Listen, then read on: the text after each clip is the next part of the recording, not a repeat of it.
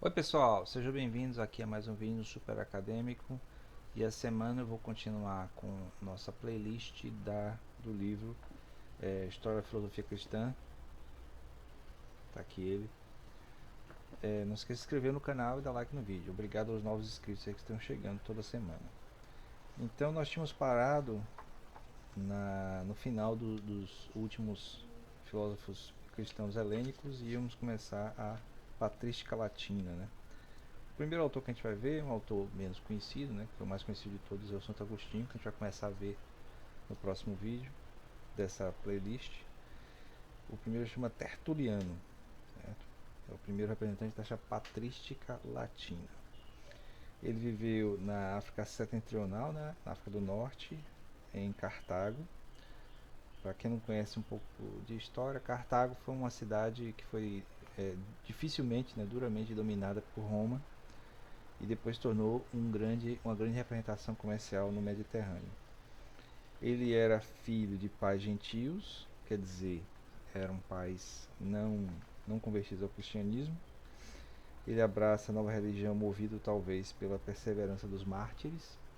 Veja que muitas pessoas nessa época, né, se convertiam ao cristianismo por causa do heroísmo daqueles que morriam pela fé. Então eram crucificados, né? A própria figura de Jesus Cristo tem essa coisa do martírio. Então esse heroísmo do sacrifício atraía muitas pessoas. Tertuliano é chamado de gênio fogoso e colérico de uma fantasia ardente. Então era um cara que criava muita fantasia e muito peso nas elaborações dele. Tertuliano foi um adversário irredutível da filosofia grega. A seu ver, as heresias são fruto do fascínio e da sedução que ela exerce.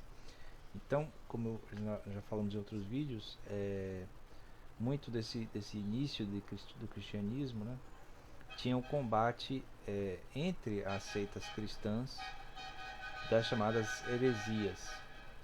Essas heresias seriam afirmações dentro do cristianismo que vão contra o cânone cristão, certo? Alguma coisa do tipo afirmar que Maria não continuou virgem depois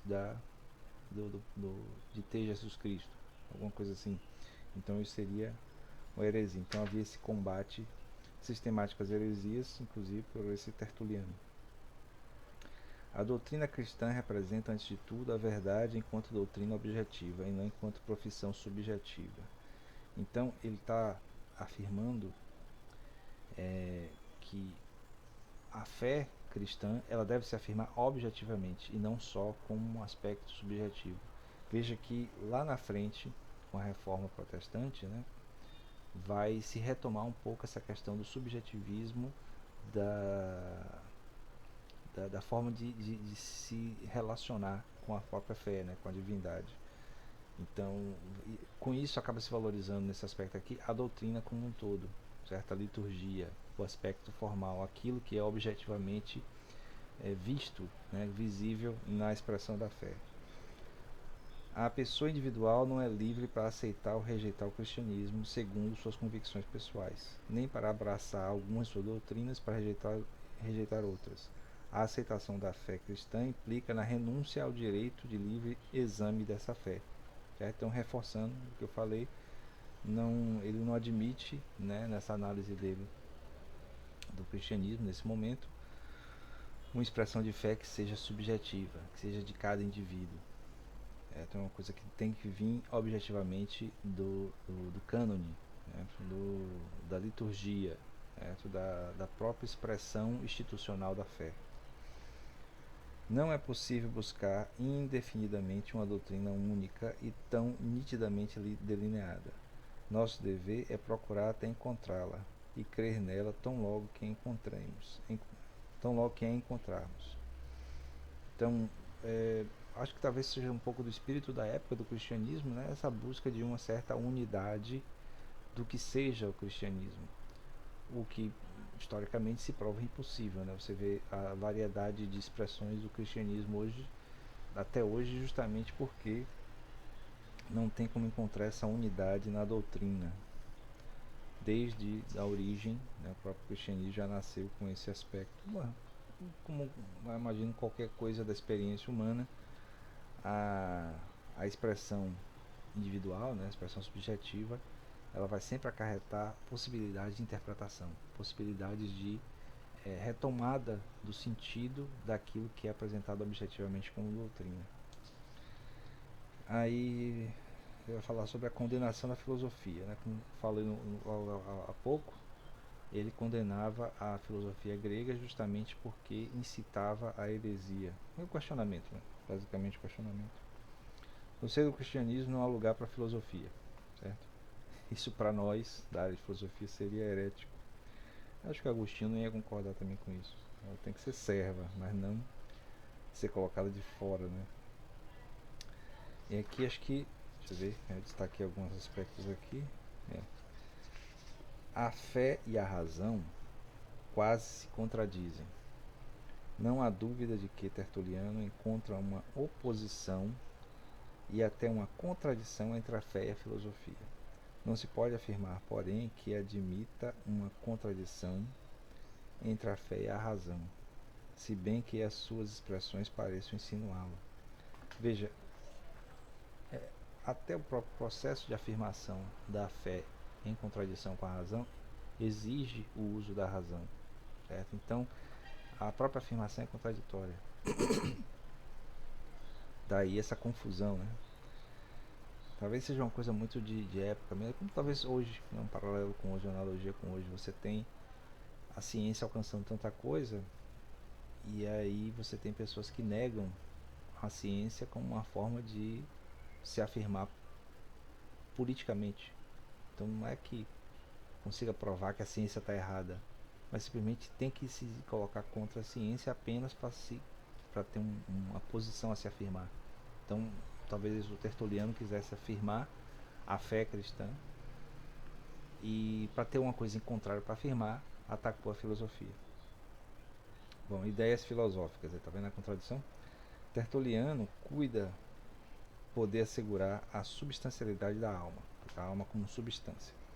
Só a alma corporal pode agir sobre a matéria, isto é, sobre seu corpo, e sofrer-lhe o influxo. Assim se explica também o fato de a alma depender, para sua existência e permanência no corpo, da alimentação assimilada por este. Bom, um tema que é muito corrente também nesses pensadores cristãos é essa coisa da relação entre corpo e alma, né? Se um é independente do outro. Ele está aqui justamente dizendo que a alma, para se manter, precisa do sustento físico, do sustento corporal. A alma se nutre da verdade.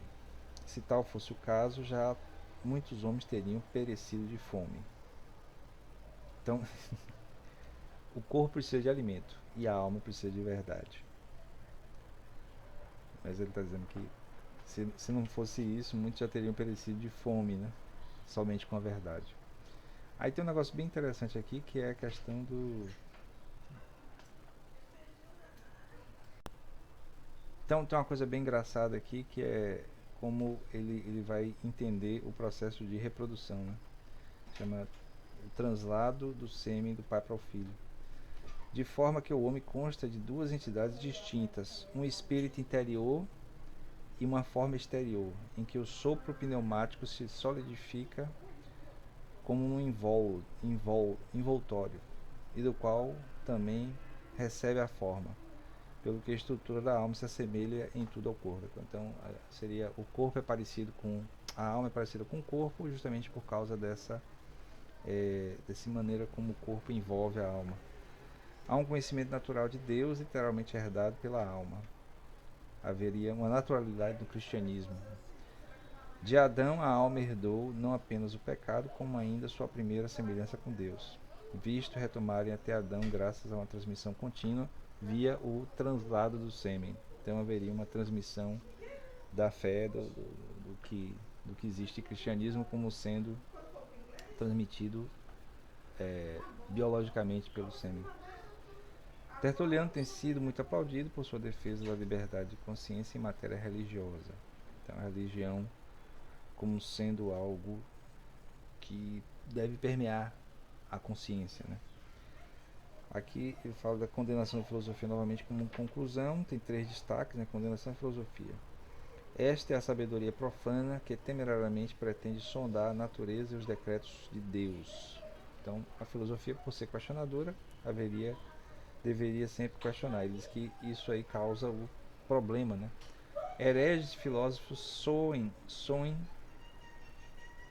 hereges e filósofos sonhem tratar dos mesmos assuntos. Parecem tratar dos mesmos assuntos. Nuns e noutros deparamos os mesmos temas heredados. Qual a origem e o porquê do mal? Qual a origem e a natureza do homem? Qual a origem de Deus? No entanto, é claro, né, a fé cristã, ela dá uma resposta, enquanto que a filosofia, segundo ele, os hereges não dão uma resposta, apenas colocam questões que põem em questão a própria fé. Nós possuímos a fé e nada mais do que desejamos crer, pois começamos por crer que para além da fé nada existe que devemos crer. Veja que ele conclui, né, o capítulo é concluído justamente com essa afirmação de que a fé é a única coisa necessária. Não precisa mais nada para uma existência de relação íntima com a divindade. Né? Nós possuímos a fé e nada mais desejamos crer, pois começamos por crer que para além da fé nada existe que devemos crer. É até poético, mas é problemático, né? Mas como aí eu já acredito muito mais que a relação com a divindade, com o que seja, tem que estar sempre no nível subjetivo, sobra apenas a interpretação de cada um a respeito do que está sendo dito. Mas na época era importante fazer essa afirmação, já que havia as disputas, né, ideológicas em relação à própria fé. Bom, vou ficando por aqui, espero que vocês tenham gostado. Não esqueça de se inscrever no canal, dar like no vídeo, comentar, compartilhar e continuar acompanhando essa playlist e os outros temas que a gente trata aí. Então, até o próximo vídeo.